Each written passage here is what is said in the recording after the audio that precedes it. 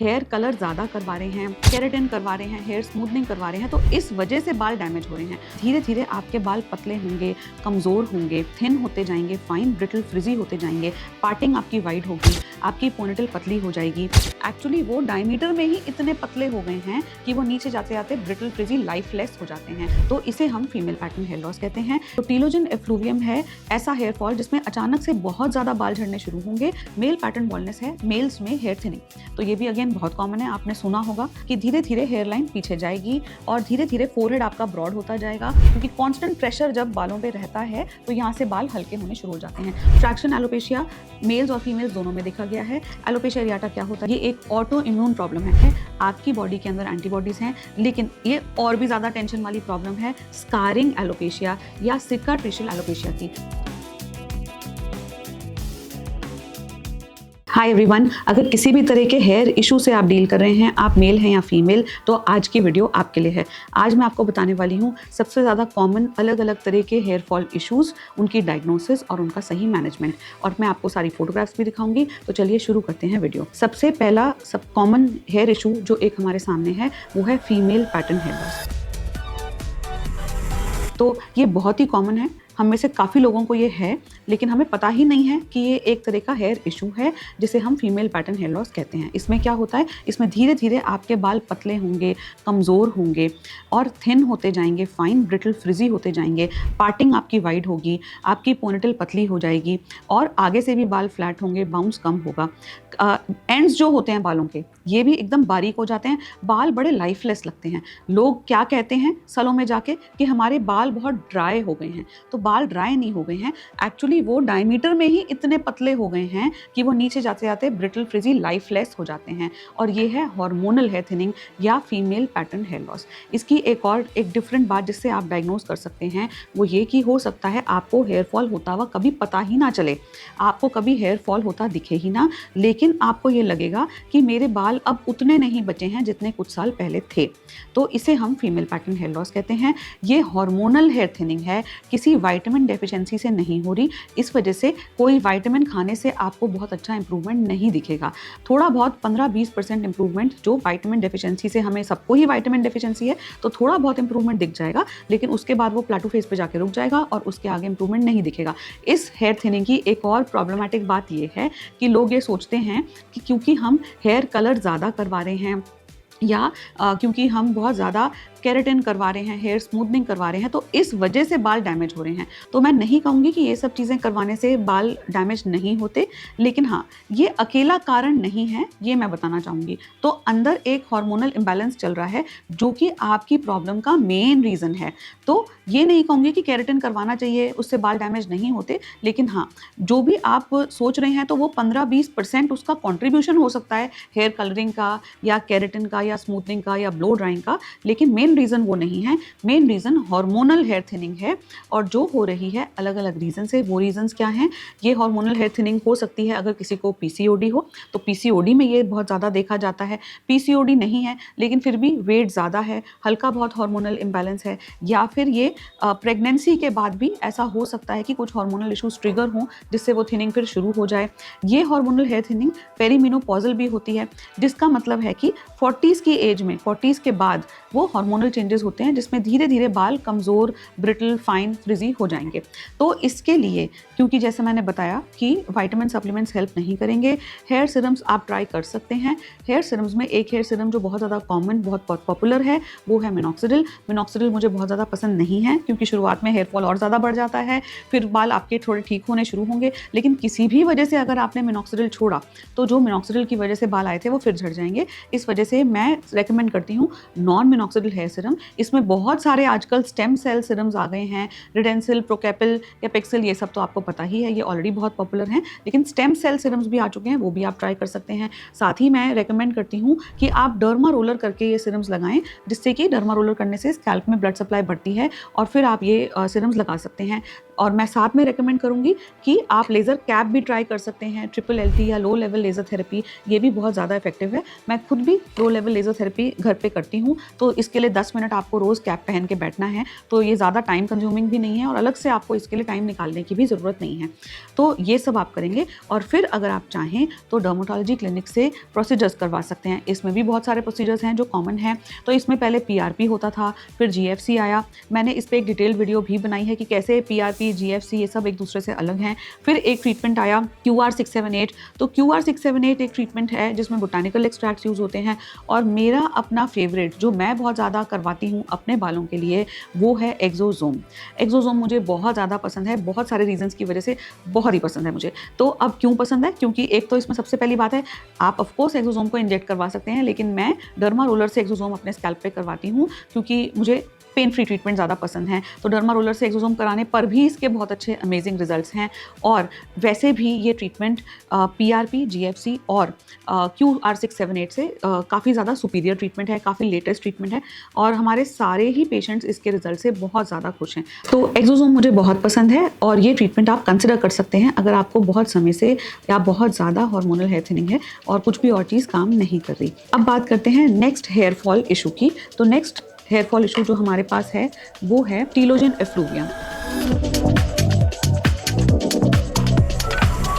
तो telogen effluvium क्या है वो हम देखते हैं। तो टीलोजन एफ्लूवियम है ऐसा हेयर फॉल जिसमें अचानक से बहुत ज़्यादा बाल झड़ने शुरू होंगे और कुछ एक इसका स्ट्रेसफुल इवेंट 3 महीने पहले रहा होगा।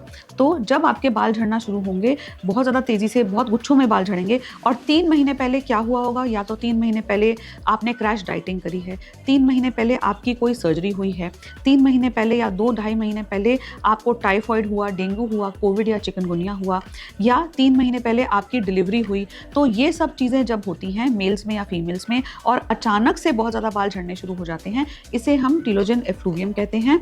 तो टीलोजन एफ्लूवियम इसलिए होता है क्योंकि जब भी वो स्ट्रेसफुल इवेंट आपकी बॉडी में रहा, जैसे कि एग्जाम का स्ट्रेस रहा, कोई भी एक स्ट्रेस रहा और उसके 2.5-3 महीने बाद बाल झड़ना शुरू हो गए। अब इसमें क्योंकि ये यूजुअली न्यूट्रिशनल डेफिशिएंसी से होता है, क्योंकि किसी भी कारण से बालों को प्रॉपर न्यूट्रिशन 3 महीने पहले नहीं मिल पाया, इस वजह से न्यूट्रिशनल सप्लीमेंट्स खाने से ये इंप्रूव हो सकता है। तो इसमें आप बायोटिन खा सकते हैं, आयरन डेफिशिएंसी है तो आयरन सप्लीमेंट्स खा सकते हैं, ओमेगा 3 खा सकते हैं। बहुत सारे विटामिन और मिनरल्स खाने से आप देखेंगे कि ये हेयर फॉल रुक भी जाएगा और हेयर वापस से वैसे हो जाएंगे जो आपके पहले थे।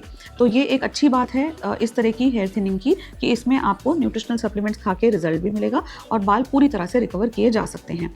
अब बात करते हैं थर्ड हेयर फॉल इशू की। तो थर्ड हेयर फॉल इशू जो फोटोग्राफ में आप देख सकते हैं, ये है मेल पैटर्न बॉल्डनेस। तो मेल पैटर्न बॉल्डनेस क्या होता है? मेल पैटर्न बॉल्डनेस है मेल्स में हेयर थिनिंग। तो ये भी अगेन बहुत कॉमन है, आपने सुना होगा, आपके घर में कोई ना कोई होगा जिसको ये इशू है। मेल्स में हेयर थिनिंग में क्या होता है कि धीरे धीरे हेयर लाइन पीछे जाएगी और धीरे धीरे फोरहेड आपका ब्रॉड होता जाएगा, या फिर आप देखेंगे मेल्स में क्राउन एरिया में गंजापन आना शुरू हो जाता है, साइड से बाल हल्के होने शुरू हो जाते हैं। तो ये एरिया पीछे जाता है पहले, उसके बाद फोरहेड भी ब्रॉड हो जाएगा। इस तरह से ये मेल पैटर्न बॉल्डनेस शुरू होती है। मेल पैटर्न बॉल्डनेस भी हार्मोनल है। जैसे फीमेल्स में हार्मोनल इशू को फीमेल पैटर्न हेयर लॉस कहते हैं, वैसे ही मेल्स में हार्मोनल हेयर थिनिंग को मेल पैटर्न बॉल्डनेस कहते हैं। ये भी मेल हार्मोन के कारण होती है। इससे धीरे धीरे ये थिनिंग होगी। क्योंकि ये हार्मोनल हेयर थिनिंग है तो अकेले विटामिन खाने से बहुत ज़्यादा फर्क नहीं मिलेगा। 15-20% इंप्रूवमेंट आप विटामिन खा के देख सकते हैं, लेकिन असली ट्रीटमेंट इसका क्लिनिक में ही होगा। आप लोशंस भी घर पे लगा सकते हैं, जैसे कि प्रोकैपल रिडेंसिल हेयर सीरम्स अवेलेबल हैं, मिनॉक्सिडिल बेस्ड हेयर सीरम्स भी आप लगा सकते हैं अगर आप लाइफ लॉन्ग उसको लगाने के लिए तैयार हैं, और आप stem cell based hair serums भी लगा सकते हैं। अगेन आप लेजर कैप यूज़ कर सकते हैं और इसके लिए आप डर्मा रोलर के साथ लोशन अगर लगाएं तो रिजल्ट्स और अच्छे रहते हैं। और अब बात करते हैं वो ट्रीटमेंट्स की जो आप क्लिनिक में करवा सकते हैं। देखिए, बहुत ज़्यादा अगर थिनिंग हो चुकी है तो आपको भी क्लियर है कि आपको हेयर ट्रांसप्लांट करवाना होगा, लेकिन अगर आपको थिनिंग उतनी ज़्यादा नहीं है तो you can benefit from treatments in clinic. तो उस केस में जैसे मैंने बताया कि एक्सोसोम्स और QR678 ये मुझे बहुत पसंद है, लेकिन फिर भी अगर बजट कंस्ट्रेंट्स हों तो आप GFC यानी ग्रोथ फैक्टर कॉन्सेंट्रेट ट्रीटमेंट भी कंसिडर कर सकते हैं। इसके भी रिजल्ट्स काफ़ी अच्छे देखे गए हैं। तो ये ट्रीटमेंट्स आप करवा सकते हैं। मैंने डिटेल वीडियो इस पर बनाई है जिसका लिंक हम डिस्क्रिप्शन बॉक्स में शेयर करेंगे। अब बात करते हैं next common hair fall issue की।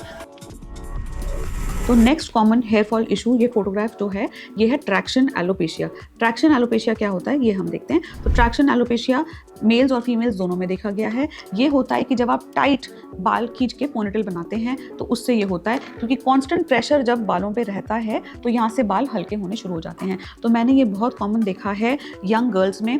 तो स्कूल में जब लड़कियाँ जाती हैं ये टाइट पोनीटेल बना के तो कॉन्स्टेंटली वो बाल खींचते रहते हैं और उससे वो साइड से हल्के हो जाते हैं बाल।